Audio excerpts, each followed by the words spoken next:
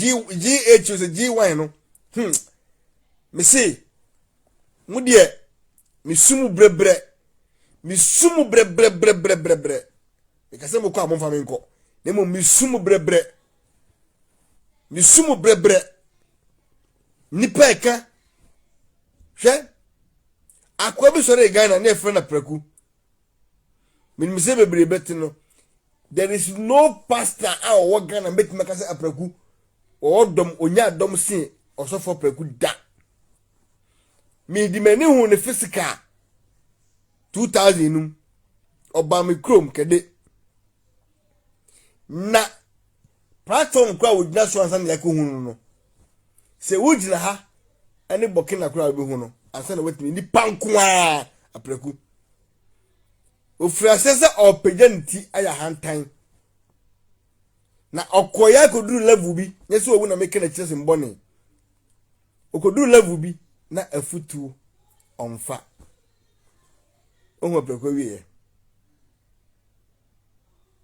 omo nim be kase ma meke a kirew na wiye na enyo na etan wanye sika se mu apre mo David no a day no to me 300 cars a day e wo habo ekusi sen David we yakola shona muntu yie enano wa ba moshe for the first time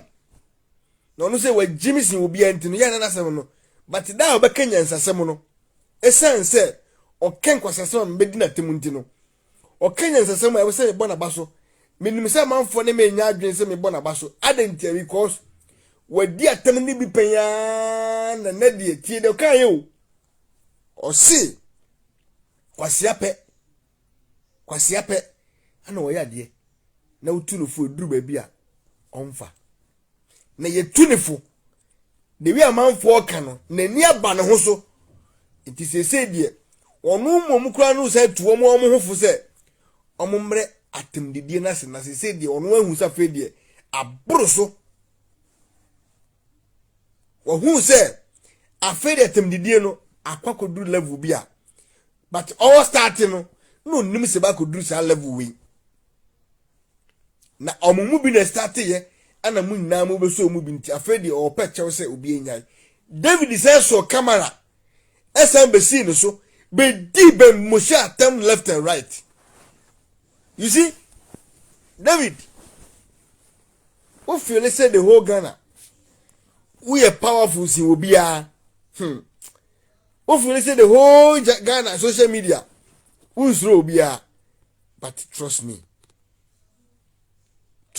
David atem didie e wo susanso obi anfo ankodo sumpo a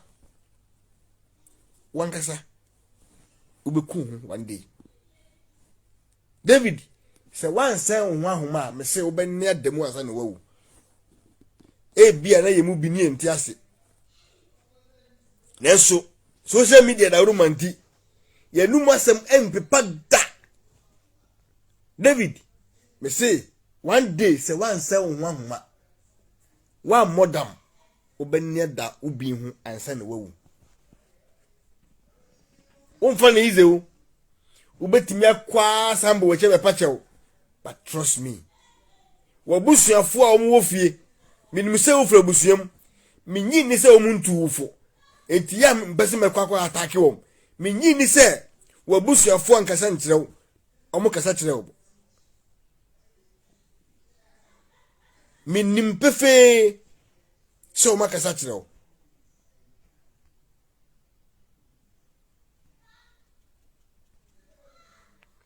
nanso why wadwen se untie futuo sebe obusuafo no empanifo wom enyom na sebe omfolo de om support de wo ye no timi nkase ntie obusuafo na emom o personality de se wetimi attack president yakoduru level bi se sebe otafere maase na o ni video fabula bonten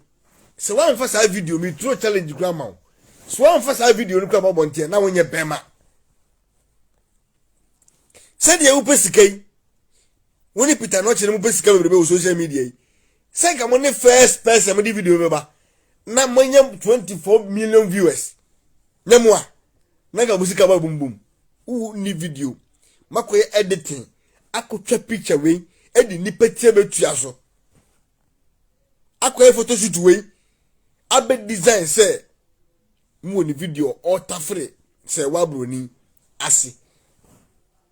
Wonim say enya nokre. Wakatu da ho. Papa no se wa ye oboni mpo ana wo gu nanim ase saa kenye me ya. Na se onya oboni bia da. All because of presidency nti. Wonya ohwe dawo. Ye jaga na ma wo set bugana for just 1 hour kra untimi en control. Ni enya nkrofo bia omuso ewani munyam ti se Avraham se hwan Avraham wo papa bani bia na respect no se utimi ba David show so as a respectful person say Avraham se hwan na akotena ho na wo gu ho ni ma se poto kasa ene ha wo so kasa saa wo say the whole Ghana wo na ni nyansa sin wo bia kasa saa Avraham na yenye do mahene me ba ho me da pon kasa oponfo yi ba wo tunfo ba yi e da fi ha no mo fi tete wakunwe me mfa ne sese ohene bi beswai anasantene betena se ya na kwa ba o de ma no eye abrafo wo de ma no ene saade ye no wakum sahwedi nyo wakum ya friend said do ma akusi eno no ote ya wose ne nan do ma akusi eye kuti ya won ti ase na ma meka asam ntira wo sam na ne na eda ho no enye do ma akusi nko an yeka sahwi yeka wei kwanche wechre ni nyina yeka no fie ha yeka ya friend say intim jakali wajiji ni ma be bonu fie ase ni nyina yeka no fie ha but I think say intim jakali aso ho ahemfa me kika o ma se mo mu ni bi aso ho one thing is bisa ho say ohene be na pia ba bonte so be attack asante no apart from the mahene ni nyina ko ye politics ma me fa nko akire kakra me fa chome so hwe ya nche last year ye tiko bia na freedom fighters we your friends fix the country me Avraham de Moshe okatache FIFA captain smart to Jonas and nipa be ka hon boys ni be ka they were David mo the yes me nam ye pillar e group ni mo no mo kwati group bi e am some de me be ka hon am say no me pese me ko group bi e man group no nipa wati ye na do ma hene ni group na e WhatsApp group chat yes okay and me share ye no me say no seb me ya santini efia ha yeti menhie fikese mu ha me fribuadi ye ya henyere asante hene me no kasai next week ye etene jo week na mu ye de ahenyere firi mabusu mu ba ba ebre no ye san ye otumfo betwafo ye ni twansa e de somo no dwumadi ye be koso ha yen sefie sofo na de nsa e ba no ye de asomo no and one thing is say so be use na dwen a me media na ma wo so ache me wo so kran wa wunim aduma me be ye madam ma fa problems bebrebe mu attacks bebrebe so me obi a se meka se me ya driver community driver now sani e mana koso bebrebe ko pen so no ankasa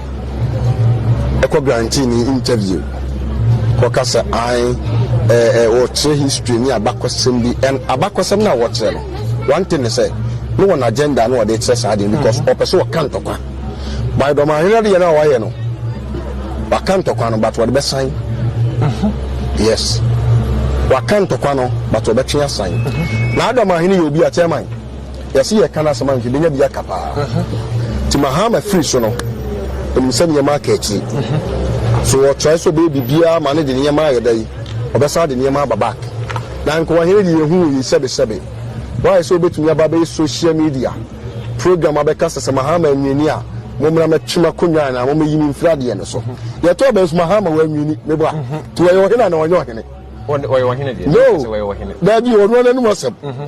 me bra kala kure o de minim so oye ohene no onu na num asem se ye to aba no na se Mahama ntumi oni nkunimu a ye metwena konwa kire so onu ankasa hu so wode akonwa na to chacha no ohene to chacha ende minim ohene to chacha ende minim ni sa ohene sabe wo ohene na wo nyansani a MPP ba ono nanam